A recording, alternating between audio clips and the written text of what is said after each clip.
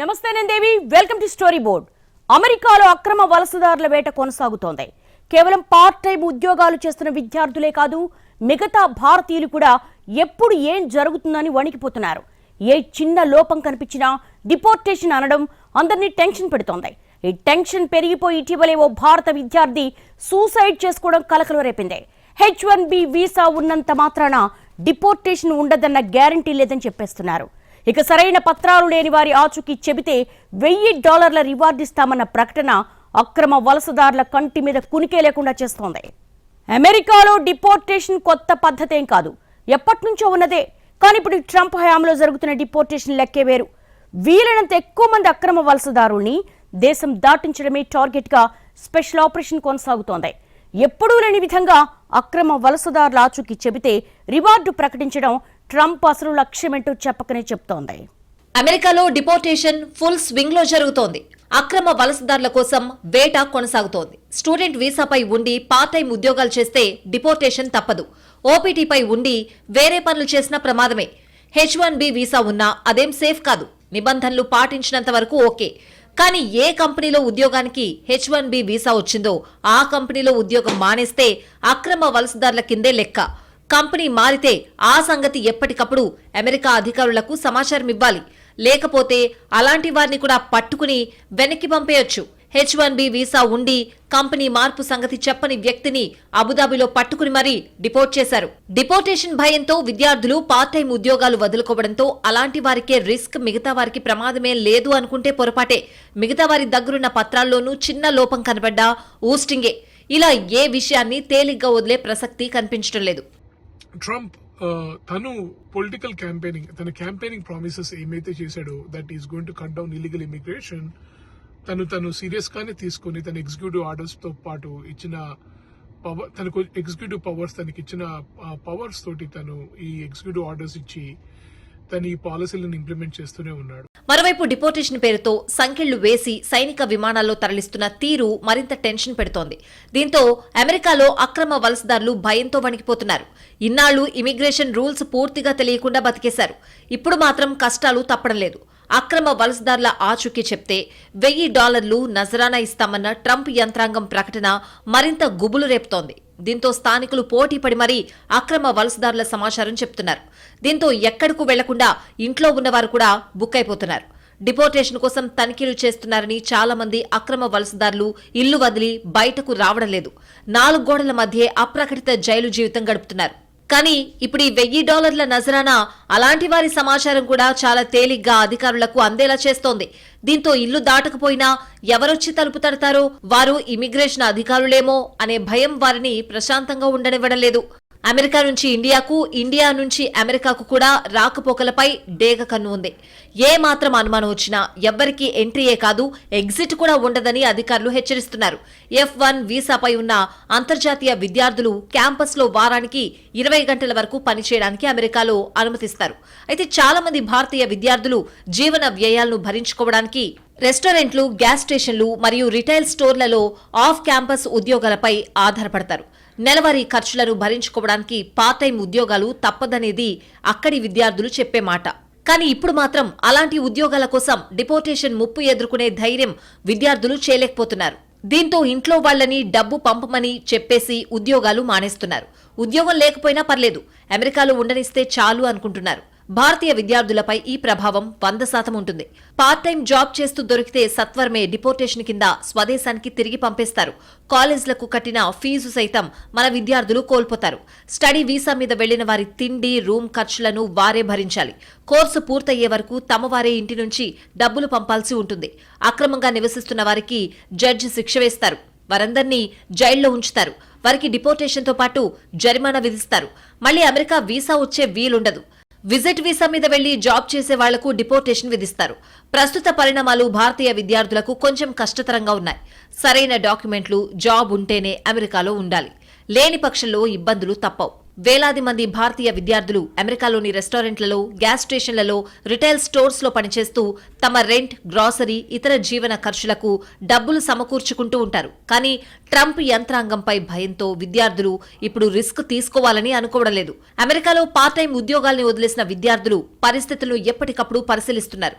కొన్ని నెలల గ్యాప్ తర్వాత అన్నీ బాగుంటే మళ్లీ పార్ట్ టైం జాబ్స్ లో చేరొచ్చని అభిప్రాయపడుతున్నారు. ప్రస్తుతానికైతే సేవింగ్స్ ని వాడుకుంటున్నారు.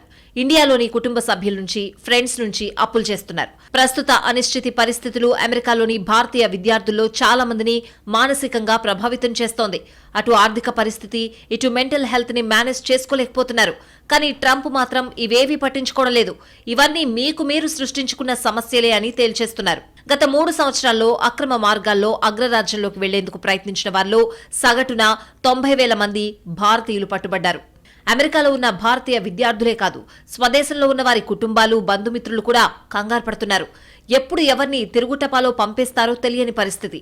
ఒక్కసారి మాస్ డిపోర్టేషన్ పతాక స్థాయికి వెళ్తే అమెరికాలో మొత్తం సీన్ మారిపోతుందనే అంచనాలున్నాయి. ఎక్కడ కొర్రీలు వేద్దామా అని వెతికే అధికారుల డేగచూపుల నుంచి తప్పించుకోవడం అంత ఈజీ కాదనే వాదన గట్టిగా వినిపిస్తోంది. ఇప్పటికే ట్రంప్ టీములు అక్రమ వలసదారుల కోసం వేట మొదలుపెట్టాయి. దశాబ్ద కాలం నాటి డేటా తీసుకుని మరీ పార్ట్ టైం ఉద్యోగాలు చేసే అడ్డాలుగా ముద్రపడ్డ కాఫీ షాపులు, స్టోర్స్, పెట్రోల్ బంకులు, గ్యాస్ స్టేషన్లకు వెళ్లి ఎంక్వైరీ చేస్తున్నారు. ఎక్కడైనా విదేశీ విద్యార్థులు అనుమానాస్పదంగా కనిపిస్తే పూర్తిగా కూపి లాగి మరీ వదులుతున్నారు. ఎక్కడైనా విచారణలో తడబాటు, సమాధానాల్లో తేడా కనిపిస్తే మరింత లోతైన ఎంక్వైరీ కోసం ఆఫీసుకు తీసుకువెళ్తున్నారు. దీంతో భారతీయ విద్యార్థులు బయట తిరగాలన్నా కూడా భయపడే పరిస్థితి నెలకొంది. ఎప్పుడు ఏ అధికారి చూస్తారో, ఏం అడుగుతారో అనే ఆందోళనతో బతకాల్సొస్తోంది. ట్రంప్ జమానాలో అమెరికా ఏమాత్రం అవకాశాల స్వర్గం కాదని, క్షణక్షణం భయంగా బతకాల్సిందేనని తేలిపోతోంది. ట్రంప్ మాస్ డిపోర్టేషన్ ప్రభావం ఎక్కువగా తెలుగువారిపైన కూడా పడే అవకాశం ఉందని నిపుణులు అంచనా వేస్తున్నారు. ఎందుకంటే తెలుగు రాష్ట్రాల నుంచి పెద్ద ఎత్తున అమెరికాకు వలస వెళ్లిన విద్యార్థులు, ఉద్యోగుల సంఖ్య లక్షల్లో ఉంది. టెక్సాస్లోని డల్లాస్లో అయితే తెలుగువారి సంఖ్య భారీగానే ఉంది. ఇది ఏ స్థాయికి చేరిందంటే డల్లాస్ను ముద్దుగా డల్లాస్పురం అని తెలుగువారంతా పిలుచుకునే స్థాయికి చేరింది. అమెరికా ప్రభుత్వం ఇటీవల విడుదల చేసిన ఒక సర్వేలో అధికారిక డేటా ప్రకారం 2016తో పోలిస్తే 2024లో అమెరికాలో ఉంటున్న తెలుగువారి జనాభా 4 రెట్లు పెరిగిందని యుఎస్ సెన్సస్ బ్యూరో డేటా సంచలన నివేదిక విడుదల చేసింది. 2016లో అమెరికాలో తెలుగువారి సంఖ్య 3.2 లక్షలుగా నమోదైంది. ఇక 2024లో తెలుగువారి సంఖ్య ఏకంగా 12.3 లక్షలకు చేరింది. అంటే తెలుగు రాష్ట్రాల్లో నివాసం ఉండే ప్రతి కుటుంబంలో ఎవరో ఒకరు అమెరికాకు వెళ్లి స్థిరపడిన పరిస్థితి ఏర్పడింది.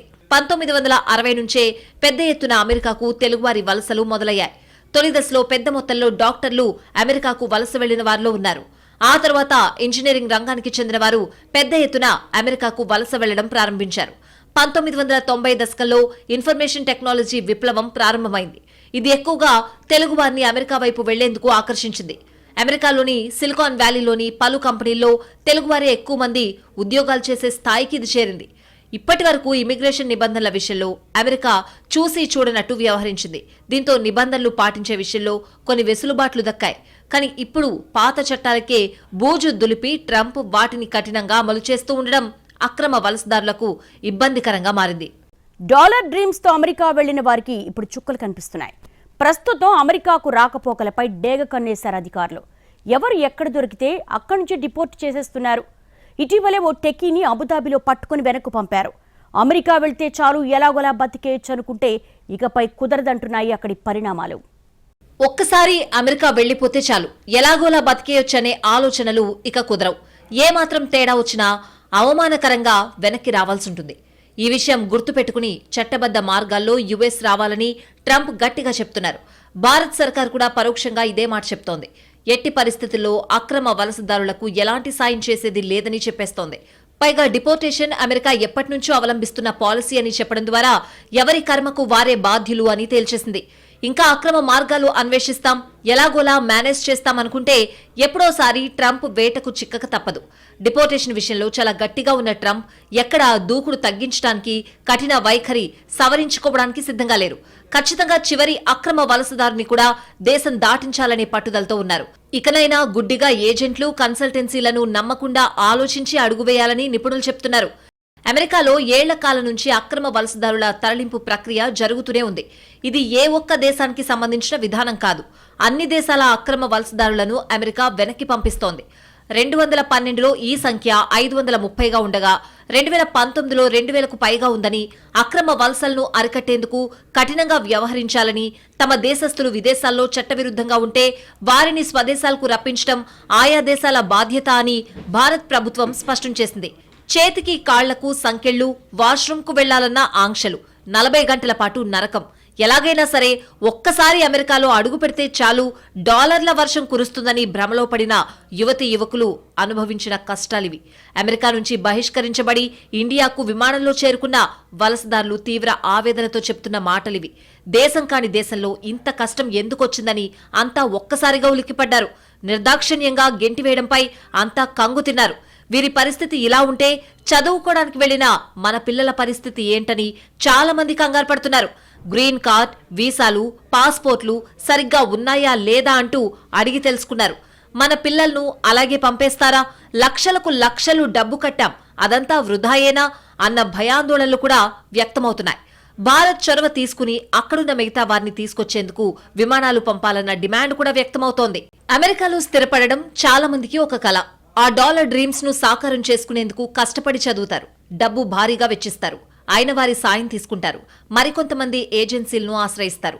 అక్కడికి వెళ్లి స్థిరపడాలంటే చదువు ఉండాలి, కాస్త డబ్బు కూడా ఉండాలి అనేది అందరికీ తెలిసిందే.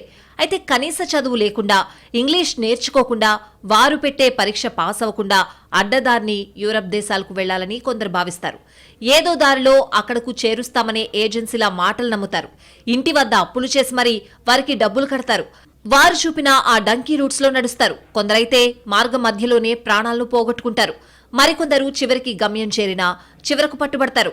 మొన్న అమెరికా నుంచి బహిష్కరించబడి వచ్చిన వారంతా ఇలాంటి వారే. వీరే కాదు, ఇంకా చాలా మంది అక్కడున్నారు. వాళ్లను కూడా తిప్పి పంపుతామని అమెరికా తేల్చి చెప్తోంది. ఈ పరిణామాలతో చదువు కోసం పిల్లలను అమెరికా పంపిన తల్లిదండ్రులలో ఆందోళన మొదలైంది. అయితే సరైన పత్రాలు ఉంటే ఆందోళన పడాల్సిన అవసరం లేదని నిపుణులు చెప్తున్నారు.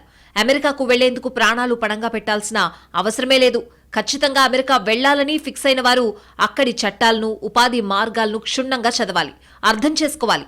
ముందుగా భాషాపరమైన ఇబ్బందులు రాకుండా ఇంగ్లీష్పై పట్టు సాధించాలి. అమెరికా వెళ్లాలంటే ఇంజనీరింగ్, సాఫ్ట్వేర్ చదువులే అవసరం లేదు. ఒకసారి H1B రూల్స్ చదివితే అర్థమవుతుంది.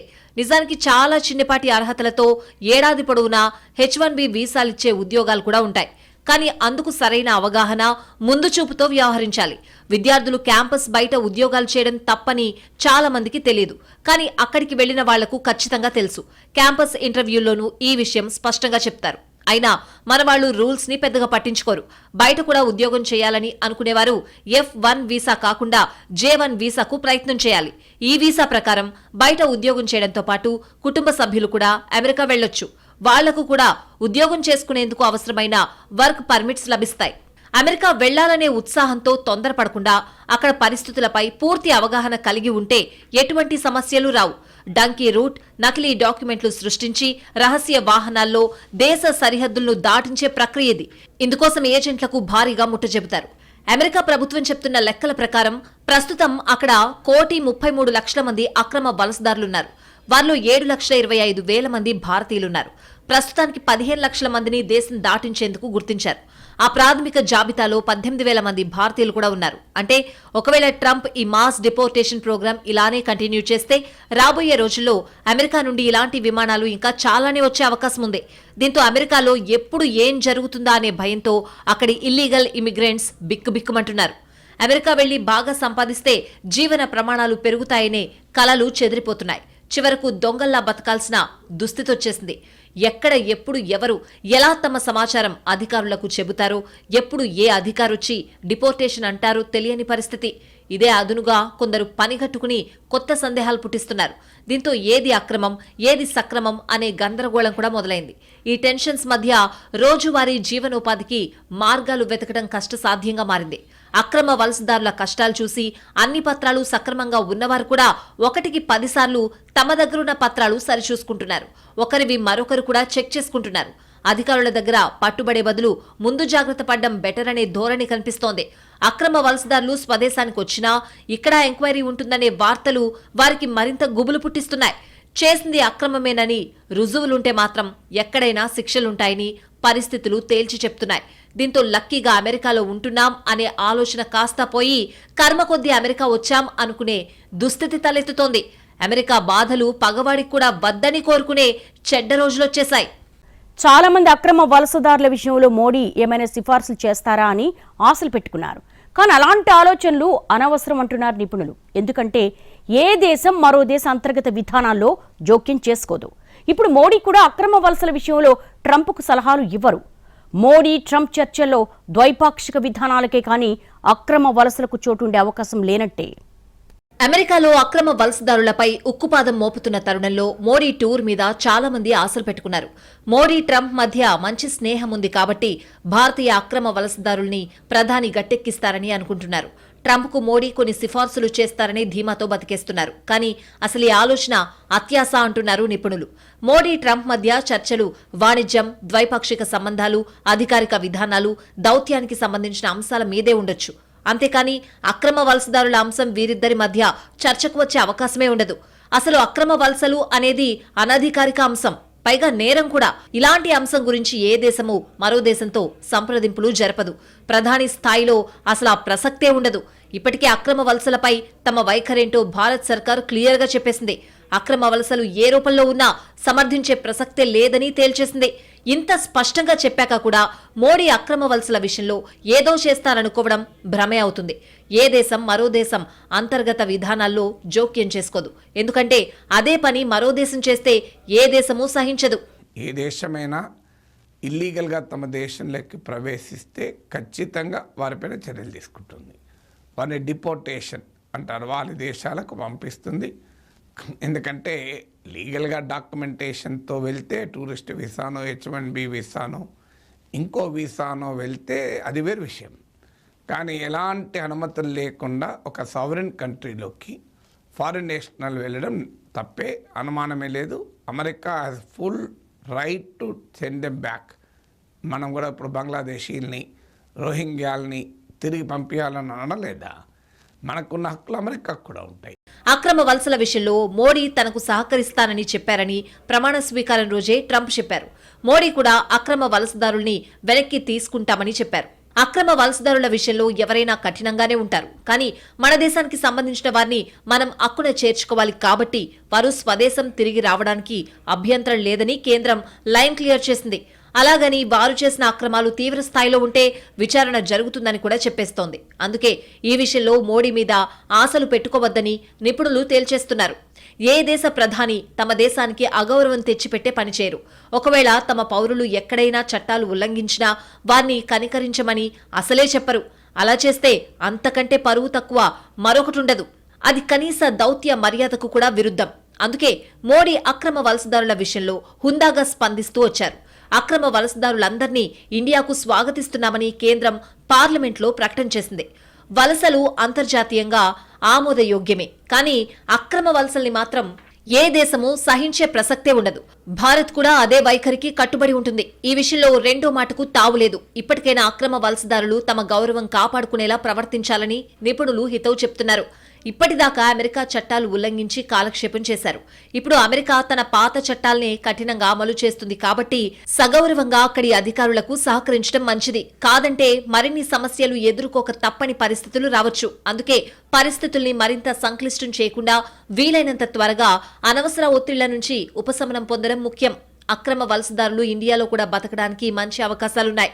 మరో దేశంలో దొంగల్లా బతికే కంటే స్వదేశంలోనే ఉన్నంతలో దర్జాగా బతకచ్చు. కాలం కలిసొస్తే మరో దేశం వెళ్లి డబ్బు సంపాదించుకోవచ్చు.